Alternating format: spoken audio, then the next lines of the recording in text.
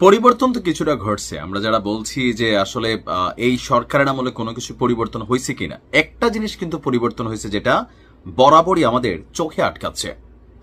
আগের সরকারগুলো যে যখন ক্ষমতায় ছিলেন, কোথাও না কোথাও সর্বশেষ আওয়ামী লীগ সরকারের আমলে কোনো বক্তব্য যদি ভুল হইতো সেটার মধ্যে কঠিনভাবে থাকতো, অথবা ধরেন একটা বক্তব্য দিলেন, পাবলিক প্রতিক্রিয়া হচ্ছে, তারা কিন্তু ওই জায়গাতে স্টে করতো। বাট এই সরকারের মধ্যে আমরা দেখছি খোদ সরকারের প্রধান উপদেষ্টা ডক্টর মোহাম্মদ ইউনূসও মাঝে মাঝে ফেসবুকে পোস্ট করেন, যে পোস্টটাতে জনরোষানল হয় বা জনগণ রিয়েক্ট করে, সরকার তখন ভয় পায়, সমালোচনারই ভয় পায়। আর ওই সময় সরকার একটা অবস্থান নেয় যে পোস্ট ডিলিট করে।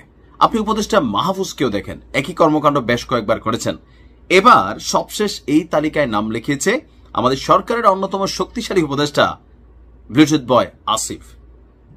এখন আসিফ যেই কাজটা করছে সেই কাজটা কতটুকু যৌক্তিক? টোটালি অযৌক্তিক। কারণ আপনি যখন সরকারে বসছেন, আপনি কোনো দলকে রিপ্রেজেন্ট করতে পারেন না। আপনি যতই বলেন যে ভাই আমার অমুকের সাথে সম্পর্ক নাই, তমুকের সাথে সম্পর্ক নাই, আপনার কর্মকাণ্ডে কিন্তু সেটা প্রকাশিত হয়ে যাচ্ছে। আর যখন প্রকাশিত হচ্ছে, ভালো দিক হচ্ছে সমালোচনার ভয়ে পোস্টটা ডিলিট করা হচ্ছে। কি এমন পোস্ট যেটা ডিলিট করতে বাধ্য হলো উপদেষ্টা আসিফ? ঢাকা বিশ্ববিদ্যালয়ে আপনারা জানেন যে এই মুহূর্তে ডাকসুর নির্বাচন চলছে। শিবির, ছাত্রদল, এনসিপি, স্বতন্ত্র প্রত্যেকেই প্যানেল ঘোষণা করেছে, যে যার মতো করে প্রচার প্রচারণা চালাচ্ছে। এর মাঝখানে আপনার ভিপি প্রার্থী আব্দুল কাদেরকে সমর্থন জানিয়ে সামাজিক যোগাযোগ মাধ্যম ফেসবুকে পোস্ট দিয়ে সমালোচনার মুখে পড়েছেন উপদেষ্টা আসিফ মাহমুদ সজীব ভুইয়া। বিকালে আব্দুল কাদেরের একটি ফেসবুক পোস্ট শেয়ার করেছেন আসিফ মাহমুদ। লিখেছে, ডাকসুতে ভোটার হয়নি, তবে ভোটের প্রার্থীর আধিক্য দেখে মনে হচ্ছে ভোটার হওয়া উচিত ছিল। তারপর পোস্টের শেষে ভিপি প্রার্থীকে মেনশন করে শুভকামনাও জানান তিনি। আব্দুল কাদের বাংলাদেশ গণতান্ত্রিক ছাত্র সংসদের বাকছাসের ঢাবি শাখার আহ্বায়কের দায়িত্বে আছেন। তবে বিষয়টি নিয়ে সমালোচনা শুরু হলে কিছুক্ষণের মধ্যেই সেই স্টেটাসের তিনি আপনার ডিলিট করে দেন, যখন এটা নিয়ে সামাজিক মাধ্যমে সমালোচনা শুরু হয়।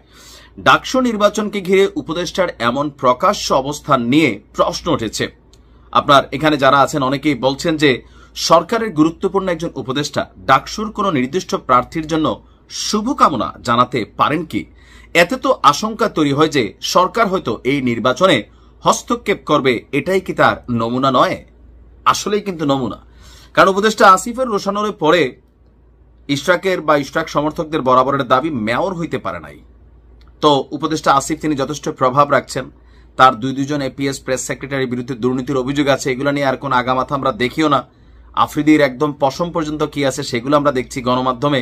তো এরকম অনেক কিছুই আমরা এখানে দেখছি। তবে পজিটিভ আমরা কোনটা নিচ্ছি? পজিটিভ নিচ্ছি এটা যে ভুল করতেই পারে, যে কোনো মানুষই ভুলের ঊর্ধ্বে না। তবে ভুলটা করার পরে যখন জনগণের মধ্যে রিয়েক্ট হয়, সেই ভুলটাকে শুধরে নেওয়ার যে মন মানসিকতা ইদানিং আমাদের এই সরকারের উপদেষ্টাদের মধ্যে হয়েছে। তো এর মধ্যে ডক্টর ইউনূস, তারপর হচ্ছে এই উপদেষ্টা আসিফ এবং আরেকজন যে আছে মাহফুজ, তারা প্রত্যেকেই একই কর্ম একাধিকবার করেছেন।